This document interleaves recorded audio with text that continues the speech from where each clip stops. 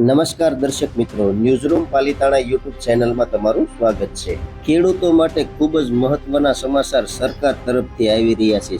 ખેડૂતોની થઈ ગઈ છે જીત। રાજ્ય સરકારે વરસાદમાં થયેલ નુકસાનમાં 350 કરોડનું સહાય પેકેજ જાહેર કર્યું છે। 1.5 લાખથી વધુ ખેડૂતોને મળશે લાભ અને 20 જિલ્લામાં કરાયો છે લાગુ। કયા જિલ્લામાં કરાયો છે સંપૂર્ણ વિગતે વિડીયોમાં વાત કરવાની છે। એ પહેલા આપણી ચેનલ ન્યૂઝરૂમ પાલિતાણા 1818 ને સબસ્ક્રાઇબ ના કરી તો ફટાફટ ચેનલને સબસ્ક્રાઇબ કરી લેજો।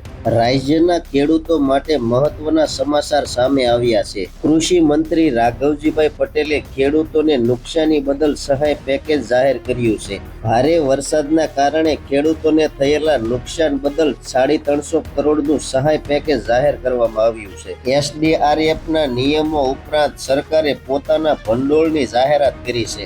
બિન પિયત ખેતી પાકના નુકસાન બદલ સરકાર ખેડૂતને ₹11,000 પ્રતિ હેક્ટરે મર્યાદામાં ચૂકવાશે। પિયત પાકોના નુકસાન બદલ સરકાર ખેડૂતને ₹22,000 પ્રતિ હેક્ટર મર્યાદામાં પણ ચૂકવાશે। વિધાનસભા ગૃહ ખાતે જાહેર અગત્યની બાબત પર નિવેદન અને ખેડૂતો માટે કૃષિ રાહત પેકેજની જાહેરાત કરતા કૃષિ મંત્રી રાઘવજીભાઈ પટેલે જણાવ્યું હતું કે ગુજરાતના કેટલાક જિલ્લાઓમાં જુલાઈ 2025 માસ દરમિયાન વરસેલા અનરાધાર વરસાદના પરિણામે ખેડૂતોને ખેતી અને બાગાયતી પાકોમાં પ્રમાણમાં મોટું નુકસાન આવી વિકટ પરિસ્થિતિમાં જગતના તાતને આર્થિક નુકસાનીના સહાયરૂપ થવા ભૂપેન્દ્રભાઈ પટેલે મંજૂરી રાજ્ય સરકાર દ્વારા ₹350 કરોડનું માતબર રકમ કૃષિ રાહત પેકેજ જાહેર કરવામાં આવ્યું છે।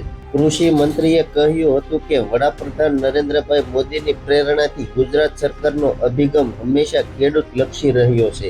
રાજ્યના ખેડૂતો પર આવેલી કુદરતી આપદાના સમયે ભારત અને ગુજરાત સરકાર હરહંમેશ ખેડૂતોની પડખે અડીખમ ઊભી છે। ખેડૂતોને વાવણીની શરૂઆતના તબક્કે નુકસાનીમાં સહાય મળે છે અને તેઓ ઝડપે ફરી વાવેતર કરી શકે છે।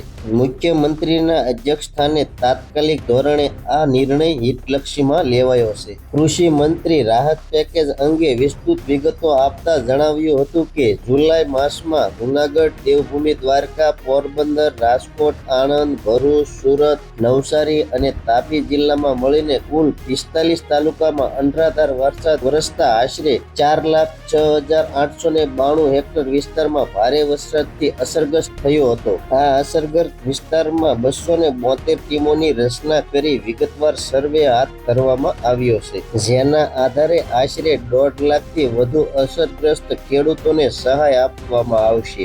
નુકસાની માટે એસડીઆરએફના નોર્મ્સ મુજબ ₹17,000 તેમજ રાજ્ય બજેટ હેઠળ ₹5,000 સહાય મળી કુલ ₹22,000 પ્રતિ હેક્ટર લેખે ખાતા દીઠ મહત્તમ 2 હેક્ટરની મર્યાદામાં અપાશે। અંતરે નોંધનીય છે કે ખેડૂતોને સહાય આપવા અંગે સંબંધિત જિલ્લા વહીવટી તંત્ર દ્વારા અસરગ્રસ્ત ગામોની યાદી જાહેર કરવામાં આવશે।